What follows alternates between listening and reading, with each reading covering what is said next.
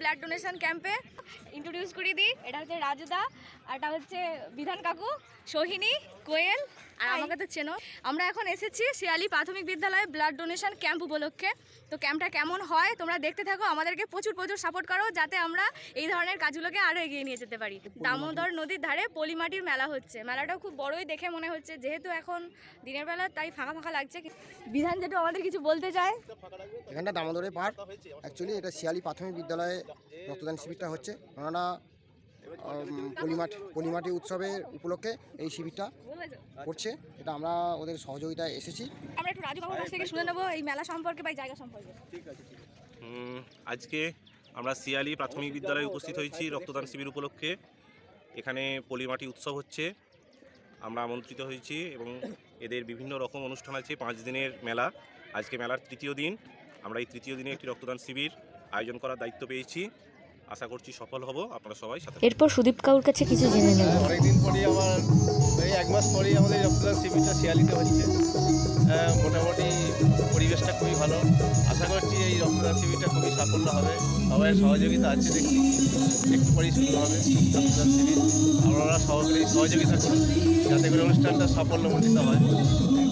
Thank you. আর শিয়ালির এই পরিবেশ অসম্ভব সুন্দর, সামনে নদী, চাষাবাদ হচ্ছে, আমার তো খুব ভালো লেগেছে। যেহেতু ক্যাম্প এখনও শুরু হয়নি তাই আমরা 3 জনে মিলে একটু দুষ্টুমি করে নিচ্ছি, কারণ কাজের সাথে সাথে আনন্দ করাটাও তো বড় ব্যাপার না। তখন তোমাদের আমার নামটা বলা হলো না, তাই গানের মধ্যে দিয়েই বলে দিলাম। আমাদের ব্লাড ডোনেশনের কর্মসূচি শুরু হয়ে গেছে, কাজ চলছে।